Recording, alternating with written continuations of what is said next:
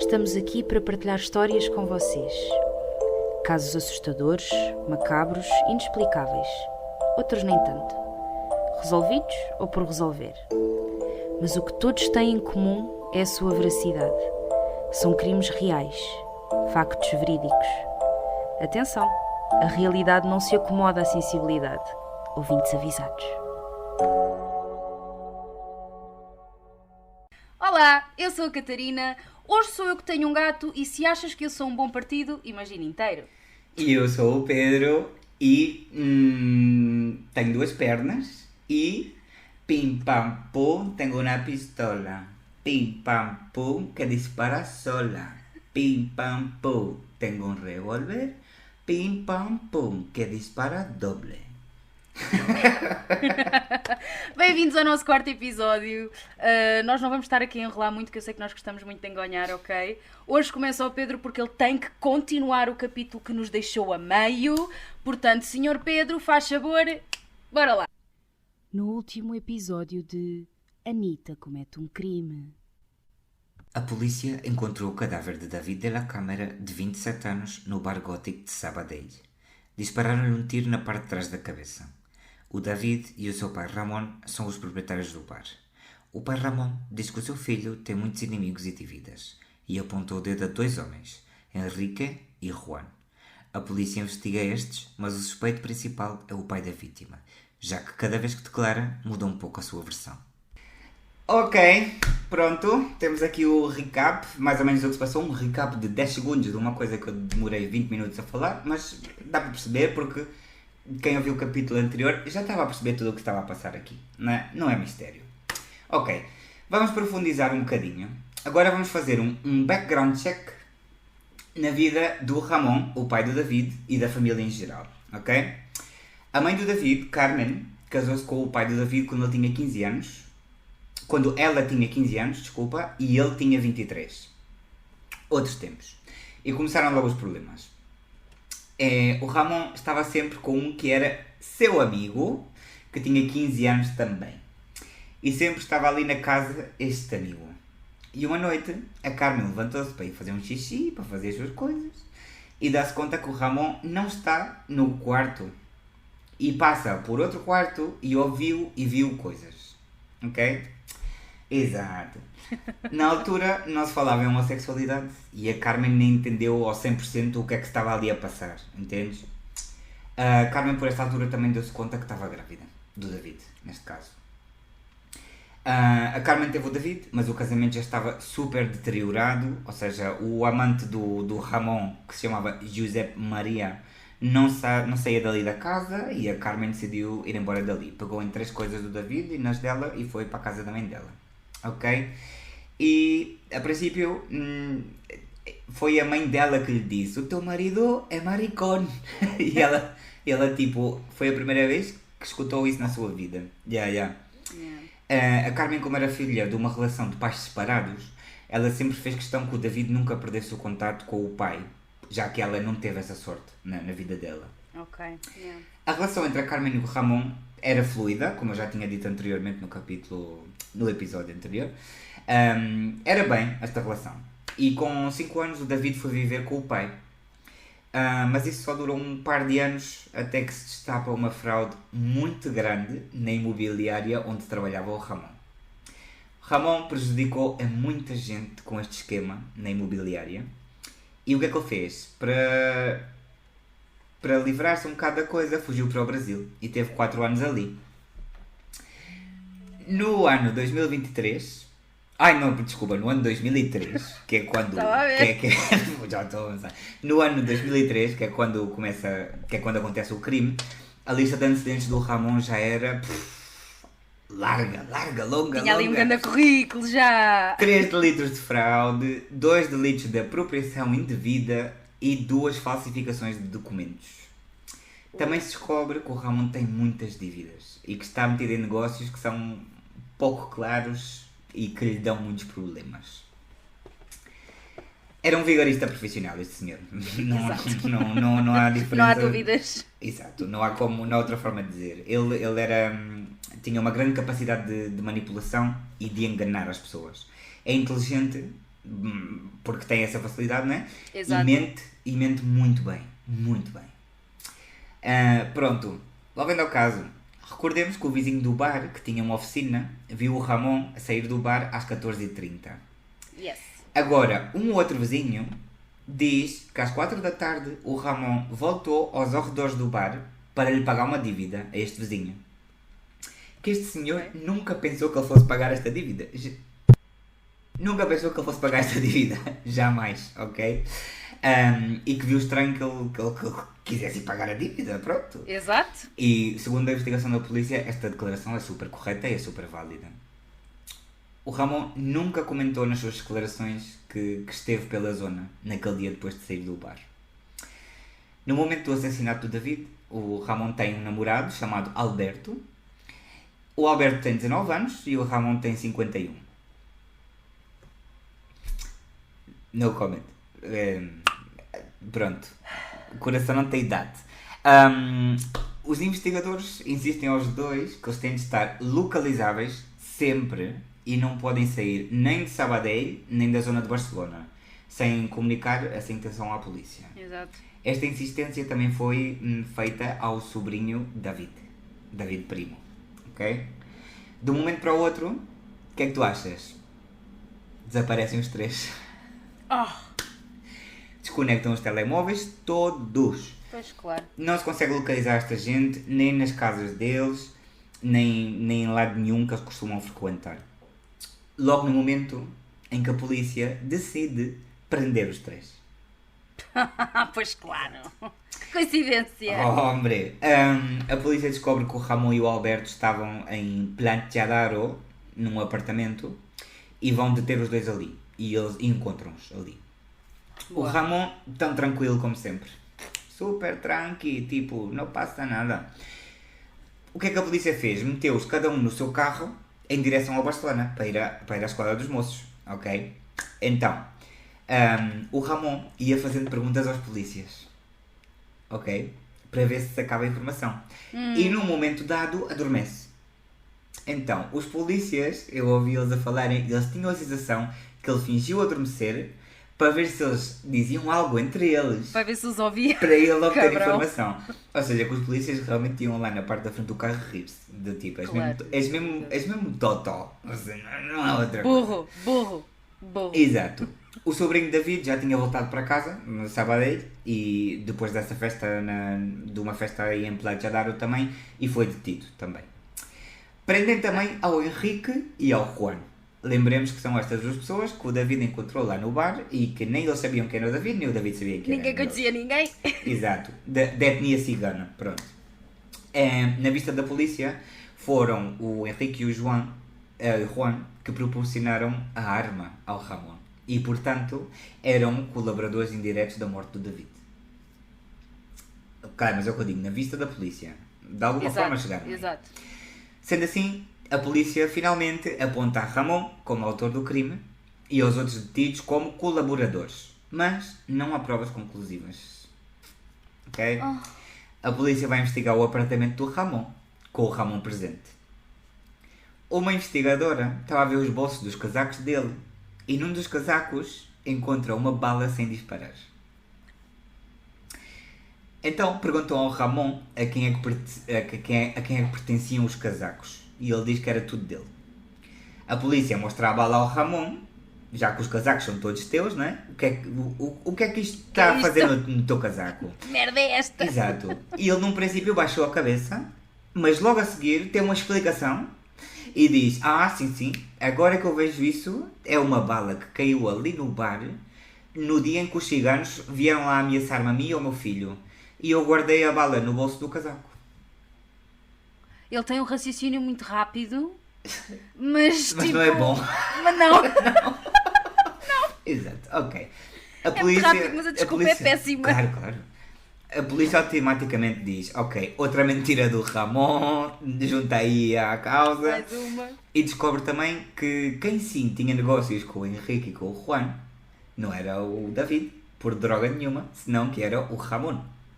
Exato. O Ramon tinha mesmo negócios com eles. E à parte destes negócios, ele estava a negociar o traspasse do Bar Gothic ao Henrique e ao Juan.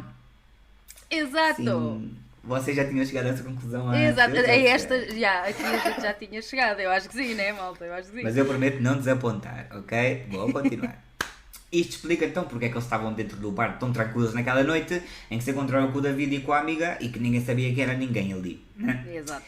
Os peritos de balística, entretanto, confirmam que a bala encontrada no casaco do Ramon é do mesmo calibre que a bala que matou o David.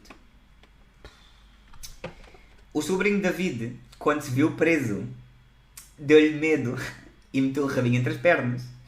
E então aí contou toda a verdade, porque dizia que ele não tinha nada a ver com isto e preferia falar. Muito Então, bem.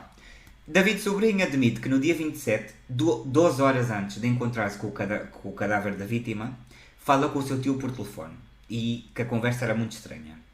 O Ramon comenta nessa chamada que foi ao Gótico e que tinha encontrado o cadáver do seu filho tal e como ele foi descoberto, por debaixo da cabine do DJ, agachado. O David Sobrinho tenta convencer ao tio Ramon que chama a polícia, obviamente. Mas o Ramon não quer, porque lhe perguntariam muita coisa e ele não tem vontade de responder porque tem negócios túrbios. Pronto. Mais um. Exato. Encontram-se 2 horas mais tarde para falarem sobre isto em pessoa, ok? O Ramon conta ao David Sobrinho a história da tal chamada que se queria ver o seu filho que fosse ao Gótico. Ok? O David Sobrinho depois confirma à polícia esta história, coagido pelo tio, que como já sabemos tem uma grande influência sobre as pessoas que têm ao seu entorno. Exato. O Ramon, em seu encontro pessoal, propôs ao David realizar uma chamada de uma cabine telefónica que estivesse localizada num bairro conflictivo, para justificar porque é que o Ramon não ligou à polícia, com medo de represálias, seja o que fosse. Estás a ver? Exato. Ou seja, a ideia nem foi má, mas pronto. Aí pensou bem. Exato. Voltamos então à tal chamada que ele nunca mostrou oficialmente à polícia, ok? E agora aqui eu peço muita atenção, porque para entender isto tem mesmo que... Exato. Então, essa chamada estava datada do dia 1 de janeiro de 2003, ok? Já sabemos que isto aconteceu em maio.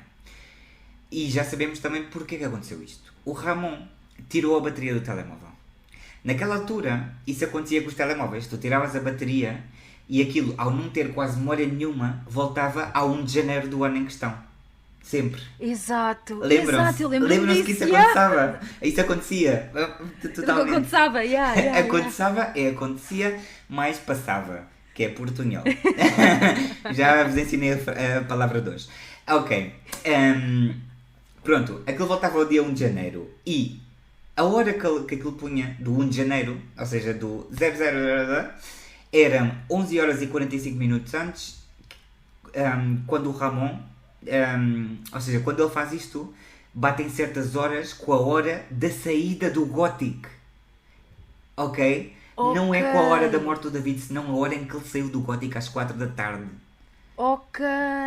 É? Então, a hora sim que dava para quadrar bem, ainda que aquilo estivesse no dia 1 de janeiro.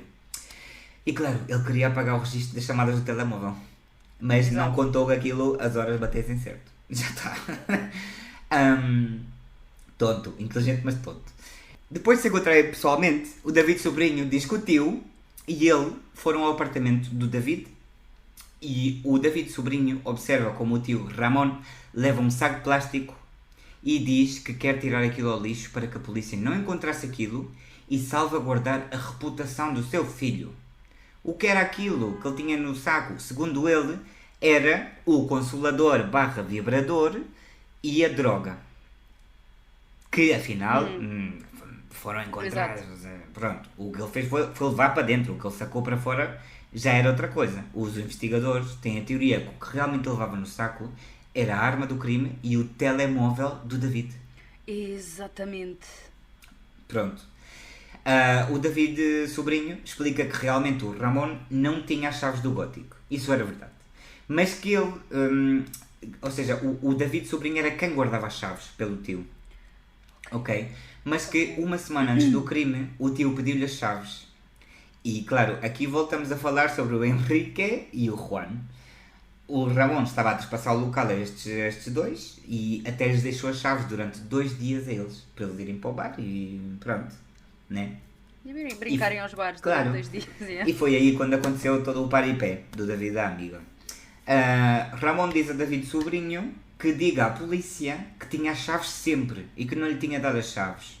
Mas como a polícia também nunca perguntou, nunca foi preciso dizer isto. Mas pronto, Exato. agora ele já disse.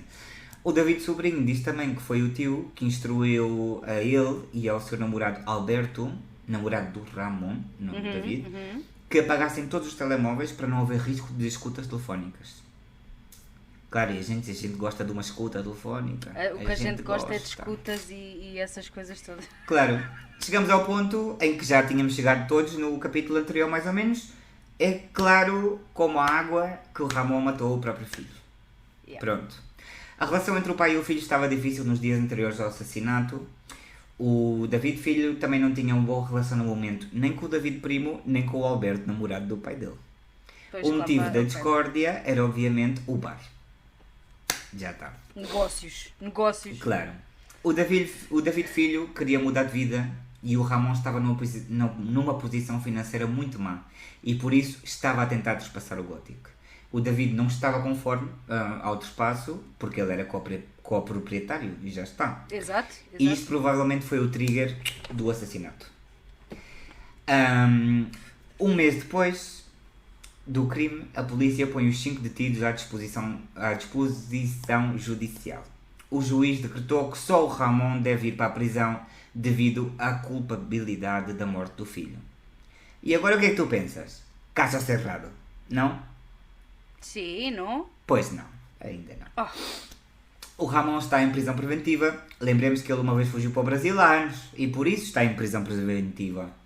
Este tipo de prisão dura 2 anos e no final desse tempo o juiz tem que decidir que se prorroga a preventiva ou não. O juiz decide deixar o Ramon em liberdade ao fim dos 2 anos. Isto porquê? O advogado do Ramon diz ao juiz que não é certo que ele tenha fugido para o Brasil no ano 92. E realmente não foi no ano 92. Ele fugiu para o Brasil, sim, mas não foi no ano que punha na sentença, no auto. Então, um erro técnico foi o que deixou este senhor ficar em liberdade. Ok? Ou seja, uma escritura brilhante do advogado dele, que foi buscar tipo agulhas num palhal para soltar ele. Pronto. O Ramon é solto com a obrigação de apresentar-se nos julgados 2 vezes por mês. A final de junho de 2007, quando já faz 1 ano e algo que está à espera do julgamento em liberdade, o advogado dele adverte às autoridades que o seu cliente está ilocalizável. Basou para o Brasil outra vez. Logo a seguir, o juiz ordena aos moços de esquadra, à Guarda Civil e à Polícia Nacional a detenção do Ramon. Surpresa! Não encontrou em parte nenhuma. E agora tenho a dizer que faz 15 anos disto e ainda não o encontraram. Estás a falar a sério? Sim. Pior de tudo, sem um autor não há julgamento. Então, o advogado da mãe do David pediu que se pedisse um auto de busca e captura internacional e não nacional. Exato. Ou seja, aí já é o primeiro erro. Como é que tu fazes um mandado de busca nacional sabendo que este senhor já fugiu para outro continente anteriormente? A coisa é que logo de início era isso que tinha de ter feito. Não era pedir nacional, era logo internacional. Claro, mas pronto... Principalmente com o historial dele de já ter fugido para o Brasil. Do tipo... Seja no ano 92 ou no 98. Exato, o que for. O pedido do advogado também do David para que isto acontecesse demorou quase 2 anos para ser atendido. Puta pariu. Ou seja, a burocracia é uma merda. E já está. Ponto final. A mãe do David continua a lutar pela justiça do seu filho, juntamente com o advogado que teve com ela todos estes anos. O advogado já nem lhe cobra dinheiro. O advogado tem este caso Pois com acredito, ela. coitado. A senhora Coitada desta mãe. morre de medo que o caso prescreva. Os casos em Espanha prescrevem aos 20 anos. Lembremos que faz 15 anos disto. Então, enquanto não houver uma prova nova, os anos estão a contar. E o Ramon terá agora à volta de 72, 73 anos. Nossa Senhora. No meu caso, a Anitta cometeu o crime e fugiu graças a um juiz tonto e a um advogado muito esperto. Devo dizer que foi um caso muito difícil de escutar, porque o que sofreu e sofres também é horrível. Ou seja, Eu ouvi a senhora falar, a senhora está numa depressão desde que o filho morreu e ela desde 2019 que não sai de casa. Que horror. A única vez que esta senhora sai de casa é para ir para a frente dos julgados protestar para que não fechem o caso do filho dela. Ou seja, eu quando acabei tipo de escrever este caso e tal e de ouvir as entrevistas e tal, fiquei mesmo abatido. Ou seja, é muito triste o que esta senhora tem de passar por causa de um totó chamado Ramon. Ou seja, Pá, de um grandíssimo otário que primeiro que tudo teve a coragem de matar o próprio filho, né? exato. Ai! Teve coragem de matar o próprio filho e pá, da maneira que foi, as voltas que deu, as mentiras que contou. Não, eu nem quero imaginar o coração desta mãe a falar a sério. Não, coitada. Nossa. Ou seja, a senhora realmente, tu ouves a falar e notas que ela não está bem, ela vive numa tristeza constante. Nada, já disse como é que foi que a Anitta cometeu no meu caso, e nada, tenho muita vontade de escutar o teu caso. Agora sou eu, exato, pera. Porque... Já nem lembrava. Claro, não desiludi, pois não? Eu prometi que ainda Não, tinha voltas. nada. Ok. Eu estava à espera assim de um boom, mas não estava à espera que tu me dissesses há 15 anos que ninguém sabe deste homem. Yeah. Não estava à espera mesmo, juro. Portanto, É muito triste. Deixa-me só fazer um aponto antes que tu continues. Porque é que não há imagens do caso? Não há imagens do caso, nem notícias. E para que vocês saibam, eu até fui ao website da Interpol, dos Mossos de Esquadra, da Guarda Nacional, da Guarda Civil e da Polícia Nacional a ver os cartéis de buscado. Curiosamente, outro ponto que eu tenho a fazer aqui, este Não senhor não está em nenhuma destas listas. Nenhuma. essas listas eu acho que também têm tipo um prazo de vida. Tá a ver? Pode ser, também sim, em X mas- anos acho que eles saem da lista. Mas eu acho tipo, estúpido, porque agora, imagina, tu agora esse homem, por exemplo, vive aí ao lado da tua casa, tu vês esse homem todos os dias e podias... E não sei que ele... Claro, Exato. entendes? Isso não Isso é faz- que é estúpido, não haver nenhuma foto que tu possas, pelo menos, ter presente já que o estão a Identificar a buscar, pessoa, para exato. encontrá-lo. Tenho Mas um vizinho pronto. de merda, olha. Tipo, Exato. Não, nada. É Nossa Senhora. horroroso. Ok, Catarina, é a tua vez. Conta-me o teu caso, eu não sei nada e estou muito expectante para ver o que é que tu trouxeste, porque é a Exato. primeira semana que a Catarina nem sequer me dá pistas de nada do que é que vai fazer. Verdade, eu não te disse absolutamente nada. Zero. Nada. Então é assim, eu vou trazer um caso antiquíssimo. E quando digo antiquíssimo é tipo 1700 e troca o passo. Uau! Ok? Portanto, fui ver, mas é um caso... como é que eu ia dizer isto? Portanto, é um caso grande cá em Portugal, ok? Ok. Antes de começar a falar do crime em si, eu queria contar-vos uma coisa que existia, portanto, que foi criada em 1498, por volta disso, e era um objeto financiado pelas câmaras. Atenção. Então, era o quê? Era uma coisa chamada a roda dos enjeitados, ou então a roda dos expostos, também pode ser. Ok. Então, nesta época, era muito comum em hospitais ou conventos um aparato de madeira cilíndrico, tipo, imagina um barril embutido na parede, mas era cortado ao meio e giratório. Ou seja, aquilo gira, de um lado da parede não tens nada, do Claro. outro lado está fechado, percebes? E então este aparato, esta roda dos desajeitados servia para quê? Servia para as mães que não criam os filhos. Ou seja, fosse por doença, fosse por vergonha, por relações proibidas ou famílias muito pobres, o que estas mães faziam era colocar os bebés dentro deste barril, viravam o barril, tocavam ao sino, e depois, como isto estava sempre em conventos ou hospitais, havia sempre alguém disponível, uma enfermeira, uma ama, o que fosse, para ir automaticamente dar atenção ao bebé. Ou seja, o bebé tinha ali os cuidados mínimos imediatamente, em vez de ficar ali à espera Claro. que aparecesse alguém. Pronto, isto foi uma coisa que estes modelos eram muito famosos na Europa, principalmente em lugares católicos. Exato. E acabaram com isto na primeira metade do século XIX. Mas isto era uma coisa muito constante em todo o lado, ok? Ok. Agora, entrando no crime, eu vou falar-vos da Luísa Luísa de Jesus, que nasceu... de Jesus não tem nada. Nasceu a 10 de dezembro de 1748, em Figueira de Lourvão, Penacova. É o segundo caso que eu vos trago de Penacova, atenção. É verdade. Isto é lá ao pé da terra da minha mãe, isto lá para cima é tudo gente louca. Portanto, ela era uma mulher de classe baixa, como os seus pais, e trabalhava como recoveira. Ou seja, ela percorria ali as aldeias todas à volta a comprar e a vender mercadorias. Ok. Dos registros que se sabe, como isto é uma coisa muito antiga, né? Daquilo que se sabe, a Luísa teve uma infância normalíssima. Ou seja, normalmente os maus da fita têm traumas de maus tratos e abusos, ou seja, Exato. há uma justificação, entre aspas, para certas atitudes mais psicopatas e não sei o quê. No caso da Luísa não há qualquer tipo de registro de uma infância pior. Supostamente foi tudo ok, tudo saudável, tudo normal. E acredita-se que ela fez o que fez por motivos monetários. Ou seja, a Casa da Roda de Coimbra, que era um destes edifícios, um destes conventos que tinha esse aparato de madeira, chamava-se mesmo a Casa da Roda. Nessa casa eram abandonadas cerca de 200 crianças por ano. Uau. Ok. Exato. E a Casa da Roda tentava sempre incentivar a população a adotar crianças, né? Porque eles queriam era que as crianças tivessem famílias, né? Claro. Para os pobres bebés.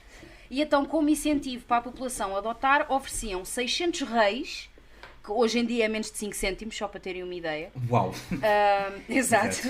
Ofereciam também um enxoval e meio metro de tecido grosso de algodão. O que naquela altura valia que era uma coisa doida. O algodão puro, né? Como o trabalho da Luísa era andar a visitar muitas aldeias, muitas casas, conhecer muita gente e tal, era assim que a Luísa ia até à casa de Coimbra buscar bebés. Ora, o que é que ela fazia? Vocês vejam bem. Este foi, vou dizer mesmo assim, foi foda. Este foi foda, ok? Como é que ela fazia isto? Então, a Luísa ia até à Casa da Roda e, em nome de outras pessoas, ou seja, a pedido de outras pessoas, ela adotava os bebés. Ela ia lá, dava nomes falsos, moradas falsas, e como tinham uma grande confiança com a ama principal da Casa da Roda, que era a Margarida Joaquina, e com a diretora da Casa da Roda, que era a Leocádia Maria da Conceição, Ok. como tinham grande confiança umas com as outras, a malta lá da Casa da Roda nunca desconfiou que a Luísa estivesse a mentir ou que tivesse a dar dados errados. Inclusive, o advogado Pascoal Luís Ferreira da Silva, que era o responsável por registar as certidões de nascimento de todos os bebés no cartório, nunca foi sequer confirmar se os dados que a Luísa dava eram mentira ou não. Ou seja, sempre acreditaram, tipo, olha, chama-se Gertrudes Maria e quer um bebé de 1 mês. E toma o bebé e toma as coisas que vêm com o bebé. Ao todo, sabe-se que ela adotou 34 bebés nesta casa.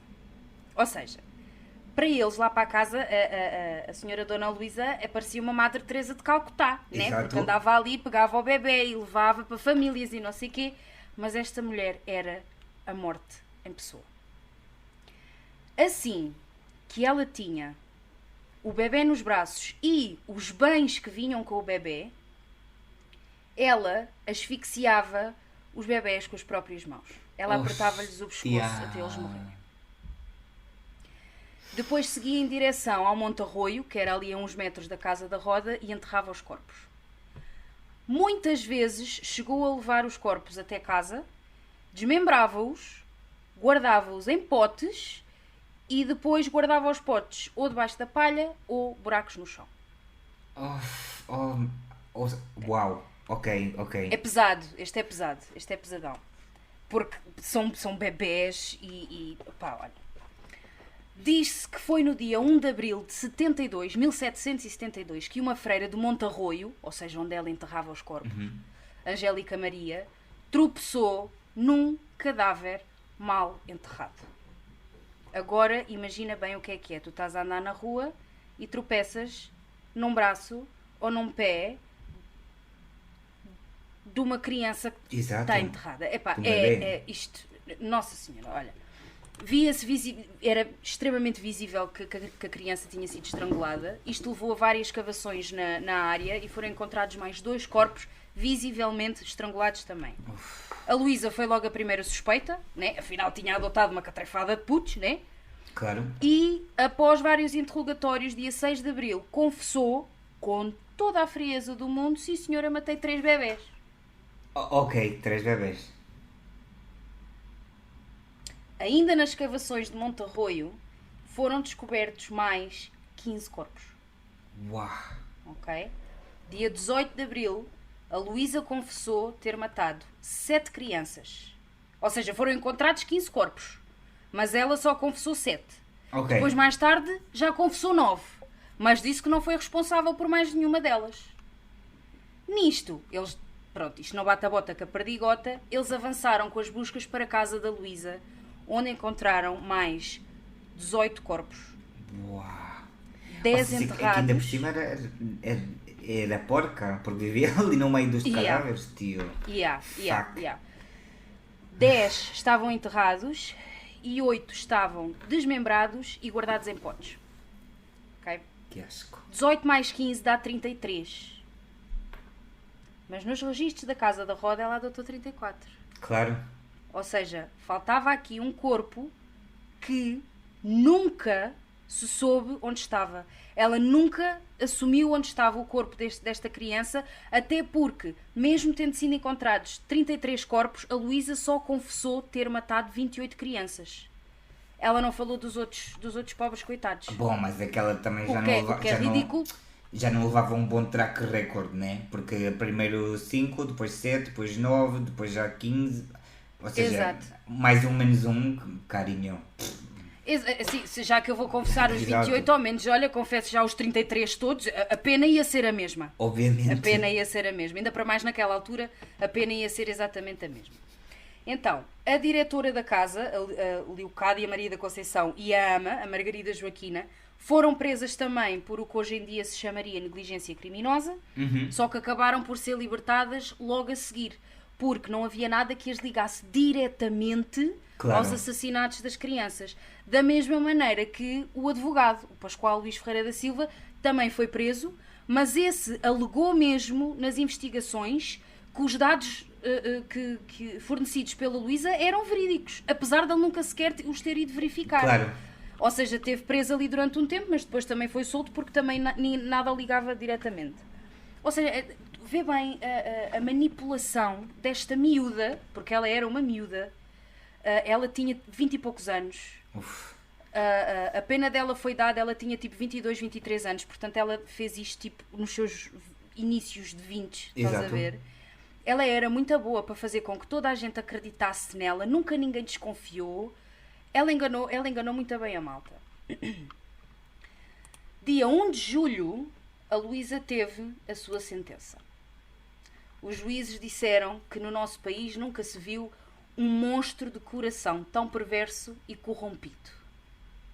Que eu concordo Com completamente. razão. Exato.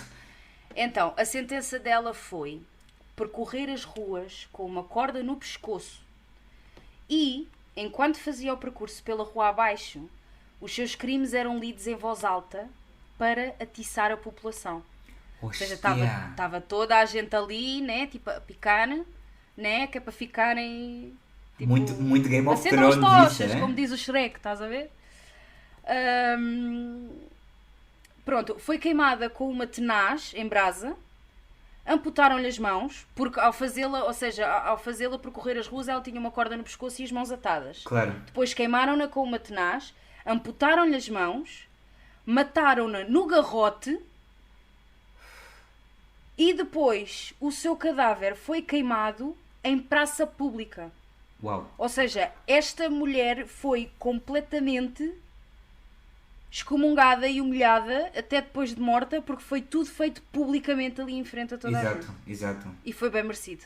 Bom, e torturada um quanto basta. O que foi bem merecido, porque ela torturou, sabe, pronto, Claro, 34 crianças, não é? Portanto, isto foi... Pá, foi pesadão, foi pesadão. Não há muito mais informações sobre ela, portanto, isto é um caso de 1770 e tal. Há desenhos de como acham que seria a cara dela. Eu posso deixar aqui uma imagem depois para verem. mas pronto, é as informações que se sabe, nunca se soube o que é que aconteceu àquele corpo. Ela morreu, não é? Portanto, neste caso, a minha Anitta é completamente culpada e deixem-me dizer-vos que foi a última mulher em Portugal a ter uma pena de morte por enforcamento e foi considerada a primeira serial killer de Portugal.